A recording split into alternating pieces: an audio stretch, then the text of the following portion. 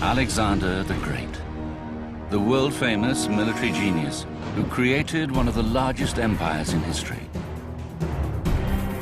After death, his body becomes one of the most venerated objects in the classical world. Pilgrims, including the most powerful emperors, pay homage at the shrine of the king. Then, during the first half of the first millennium, all trace of this site, of colossal fame and importance, simply vanishes. We have found nothing at all. This has produced one of history's greatest unsolved riddles. Destroyed? Hijacked? Or something more sinister? We open the mystery files on the quest for the tomb of Alexander the Great.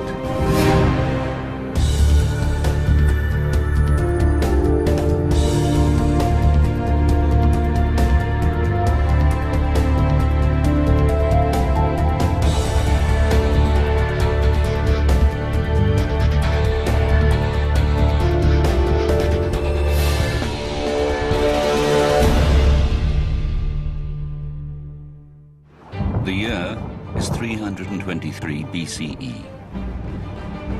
One of the most important and successful leaders in history is dead.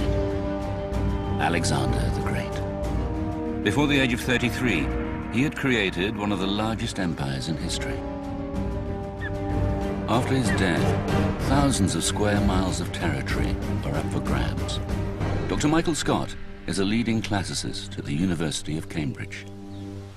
In the aftermath of Alexander's death, there is no clear successor. And all of Alexander's generals are infighting to become the next Alexander the Great. One of Alexander's generals, Ptolemy, understands this well. To own the body becomes a power play within that game of trying to establish legitimacy. And that's why Ptolemy wants the body to confirm his own legitimacy as Alexander's successor. He and his successors build Alexandria into a world-leading city, and at its center, the symbol of his power and legitimacy, the mausoleum, housing the mortal remains of Alexander himself. The tomb of Alexander the Great becomes a sightseeing point. This symbol of power becomes the focus for visiting dignitaries for centuries, right into the era of the Roman Empire. We also know that lots of important Romans come to see the body. They make a beeline for it. Alexander's body is in a different league to those of other kings. Most famously, Octavian, who will become the Emperor Augustus, he comes to see the tomb and body of Alexander the Great. When he's given the opportunity to see the body of not just Alexander the Great, but the other Ptolemaic kings, he replies, "I came to see a king, not a bunch of dead people." Dr. Jean-Yves has spent a career researching archaeological evidence of the history of Alexandria. He and his team have uncovered thousands of priceless artifacts, from amulets to figurines to large statues. They paint a vivid picture of life in Alexandria and include plenty of evidence of the importance of Alexander to the city. But when it comes to the archaeological evidence of the tomb, We have found nothing at all. the city has been built up over centuries and is now a modern metropolis, making excavation difficult or often impossible.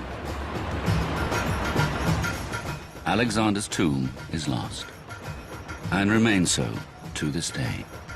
But scholars have not given up the quest. In the absence of archaeological evidence, we have to turn to the evidence we do have, which is the textual evidence of the ancient sources. Andrew Chugg has collected dozens of ancient eyewitness accounts of the tomb. There are plenty of texts which identify the body of Alexander and his tomb as having been located in Alexandria. Many of these references occur during the first 3 centuries AD, or, as we also say, Common Era. And then almost all stop. We have a problem with the tomb of Alexander the Great. the archaeological trail goes cold, and the literary evidence goes cold. Suddenly, there is a dearth of eyewitnesses. Nobody knows for certain why, but researchers can use this fact to their advantage. Examination of what else was going on in Alexandria at the time when these references dry up might provide clues to what happened to the tomb itself. The majority of reliable references to the tomb stop in the latter half of the 3rd century. At this time, the Roman Empire is going through a period of violence and rebellion. The 3rd century AD has often been called the crisis century for the Roman Empire. Economic depression and poor government of the provinces is causing the empire to fragment. This leads to dissent, rebellion, and in the worst cases, extreme violence and destruction. And it's particularly in the Eastern Empire, or near Alexandria, that there are particular problems. Zenobia, the warrior queen of Palmyra in Syria, leads a major revolt against Rome. Now, Zenobia is one of the most famous characters from this period, the Syrian queen of the Palmyrian Empire, who seeks to make hay out of this opportunity of the weakness of the Roman Empire during this period to expand her own territory. And she heads towards Egypt, taking over Egypt, and Alexandria itself as a city leads a local pro-Zenobian rebellion which takes apart the local Roman garrison. Zenobia conquers the city. Rome retaliates with force. The queen is captured. Order is restored. But Alexandria does not stay peaceful for long. 30 years later, there is another major uprising, this time led by local rebels. The Roman Emperor Diocletian is forced to invade. He besieges the city and lays it to waste. Diocletian was so angry that he said during the sack of the city that he wouldn't halt the bloodshed until the blood came up to the knees of his horse. Decades of war, invasion and rebellion destroy much of Alexandria. Some of the writers say it was difficult to walk from one end of Alexandria to another at this time because of the buildings having collapsed across the streets. This period of lawlessness coincides with the end of the majority of eyewitness references to Alexander's tomb, which has led some scholars to suggest that it was during these decades of anarchy and violence the tomb was destroyed and lost forever. But although most records referring to the tomb stop at the end of the 3rd century, researchers have discovered an intriguing isolated mention from much later. In the 4th century AD, we have a writer called Libanius of Antioch. Specifically, he says that the body of Alexander was on display in Alexandria, and we know from the context that this was approximately AD 390.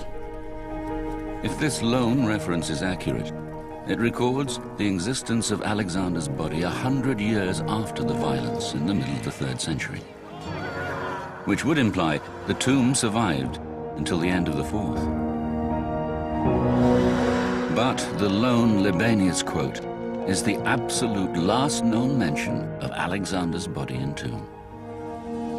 If this reference truly does signify the last sighting, then what caused it to vanish from the records forever? Dr. Nick Saunders is an archaeologist.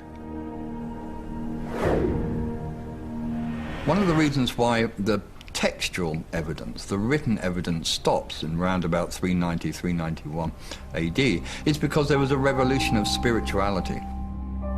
For thousands of years, the people of Egypt, Greece and Rome had believed in many gods. Cults to hundreds of deities exist across the known world.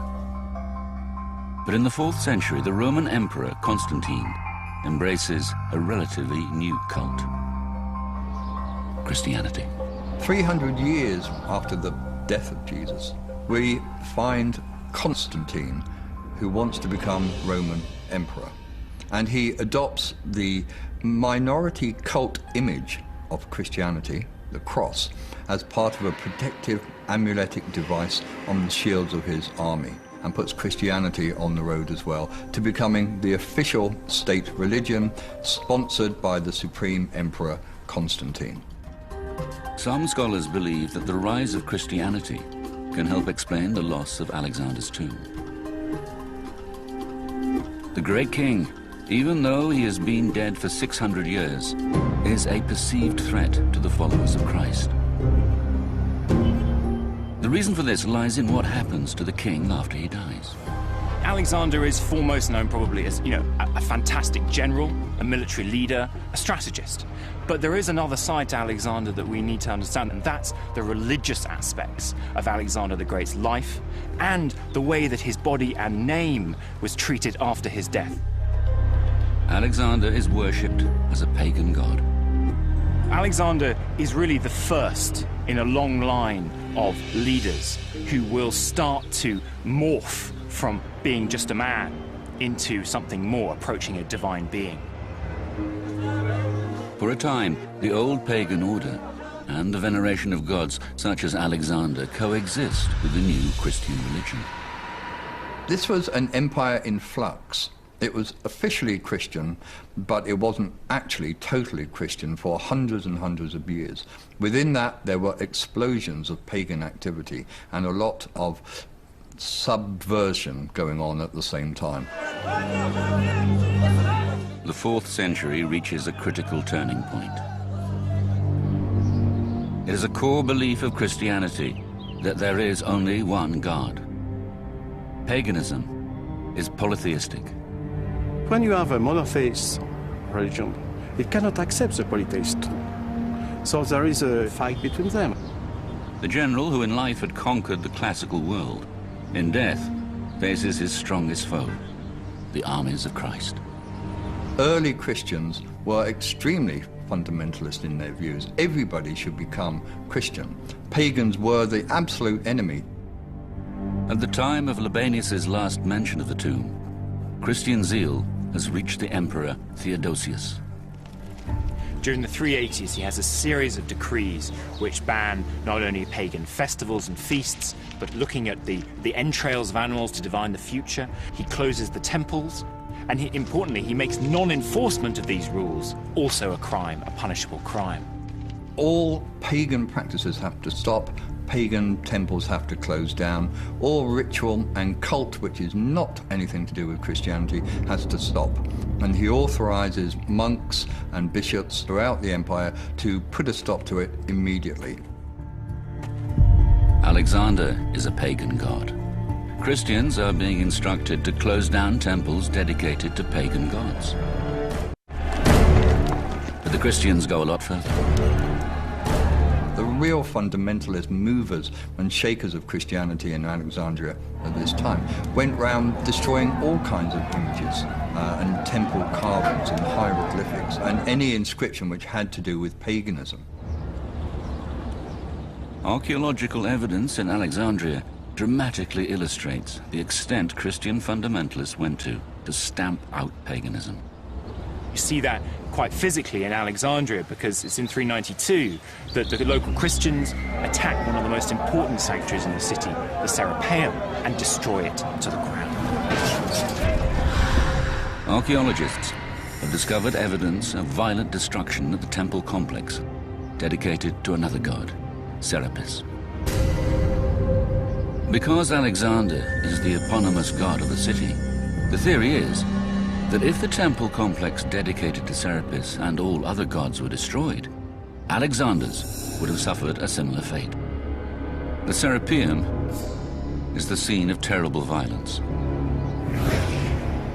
There is a standoff between the Christians and the pagans, and eventually that leads to the destruction of the Serapeum, its tearing to pieces, destruction of wonderful pieces of art. The results are dramatic. As you see, there is no more structures, there is no more stones. Everything has disappeared. No one stone survived, only the rock.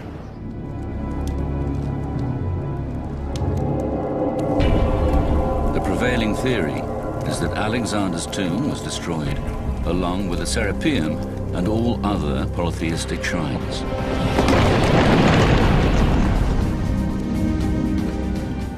For after around 390, until this day, there is no known reference to Alexander's tomb. However, some believe that this is not the end of the story. A radical alternative theory has been proposed that seems to come right out of a conspiracy novel.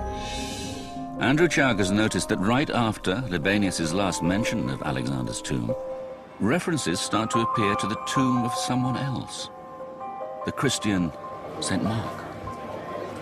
We first start to get mentions of a tomb of St. Mark that can be dated accurately. Almost the next year, in AD 392, St. Jerome, writing a series of lives of illustrious men in Bethlehem, not so far away, for the first time mentions that St. Mark was buried in Alexandria.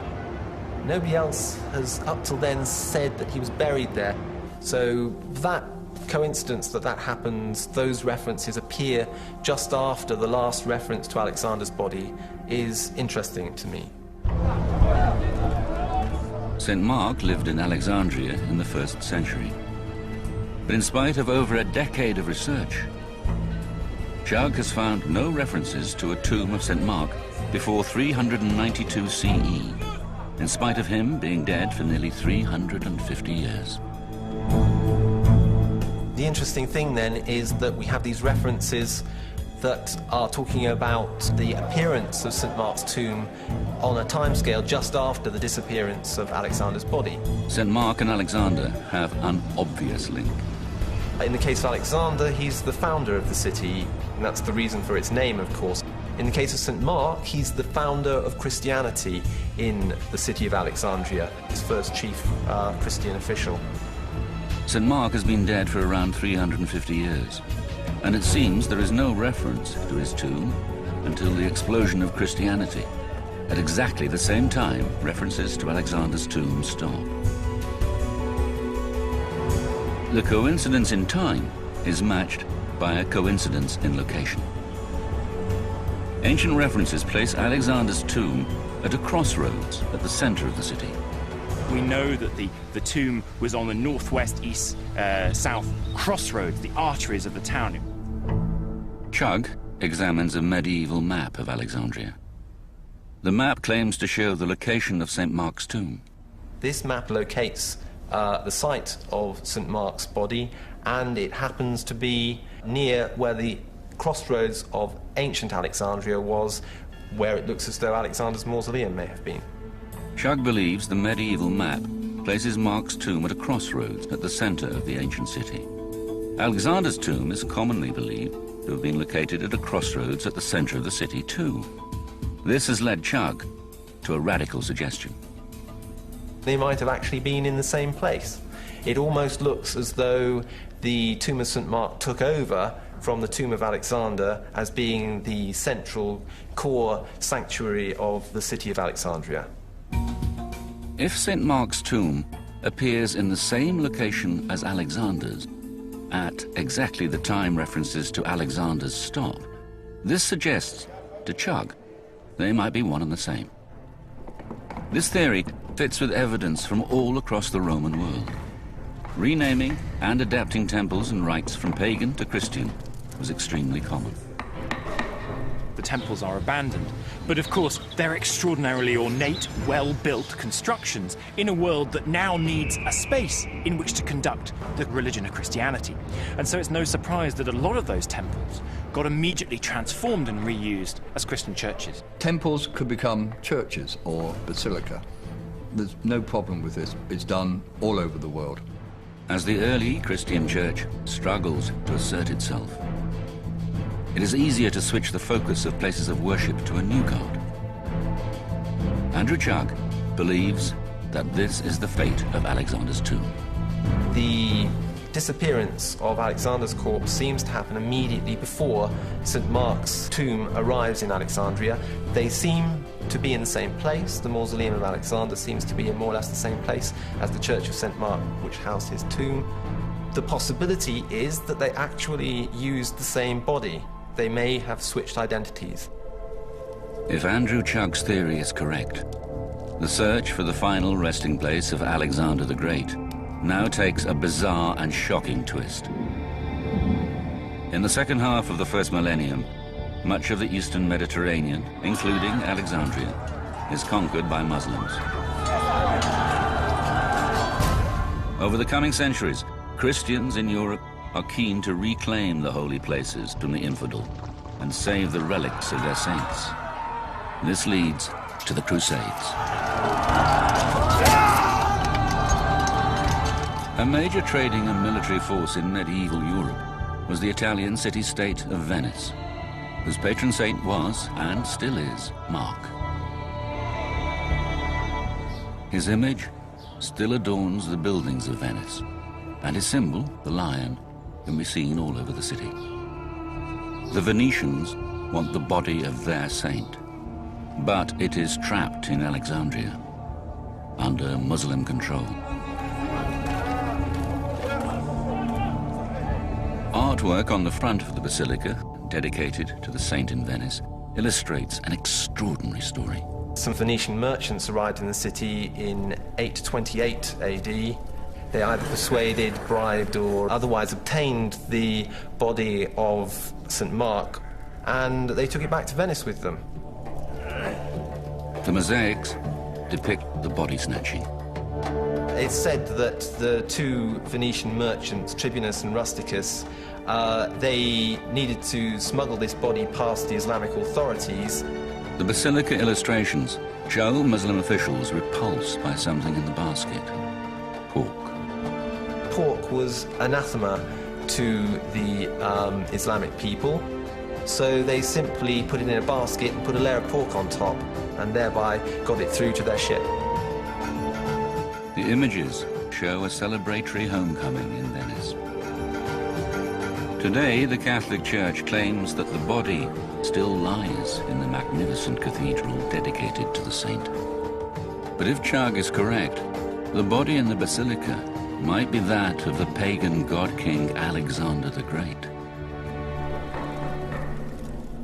The theory that Alexander's tomb was renamed to St. Mark's and then his body brought to Venice is one of many possible suggestions. We have a gap that we would desperately like to fill. And within that gap, there are many different possibilities of what could have happened, and Chug's theories being one of those possibilities. But as in all scientific inquiry, no suggestions can be ruled out without conclusive proof. Maybe one day a piece of evidence will be found that will solve the problem. Until then, we just have to go on searching. But what it does do is illuminate another possibility for scholars to examine. In the 2,000-year-old quest to discover the final resting place of one of history's most famous kings, Alexander the Great.